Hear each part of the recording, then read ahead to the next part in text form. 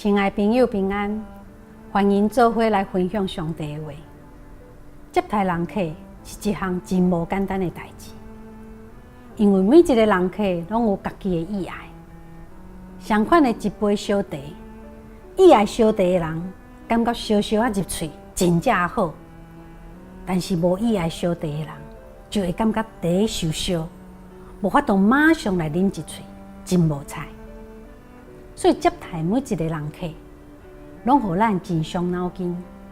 是啊，咱常常为着要接待无同的人客，要做无同的准备，为着就是要互咱所接待人客会当体会到咱对因的看重甲心意。亲爱朋友，伫咱的人生中，有一位疼咱、佫真重要的人客，就是主耶稣。毋知咱要用什么款的方式来接待伊。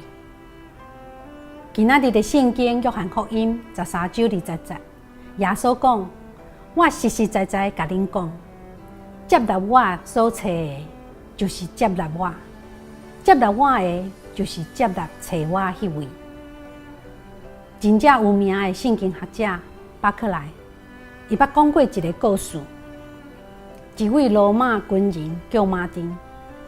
伊是虔诚的基督徒，伫一个寒冷的冬天，伊拄到一个乞丐，向伊来求讨。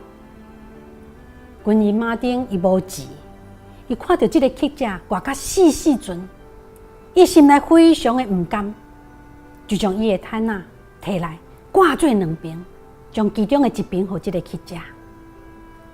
迄暗，马丁伊做一个梦，伊到伫天堂，伊看到天使。也看到主耶稣。当马丁真足看主耶稣的时，看到耶稣的肩胛头披着半领的毯仔，伊感觉真面熟。迄时就有个天使问主耶稣讲：“主啊，你哪会披着迄半领的毯仔？是啥物人互你的啦？”主耶稣温柔回答讲：“这是我的奴仆马丁互我的。”是啊。亲爱朋友，咱出自内心所做的每一项至微细的代志，伫主耶稣看，这拢是非常的宝贵的。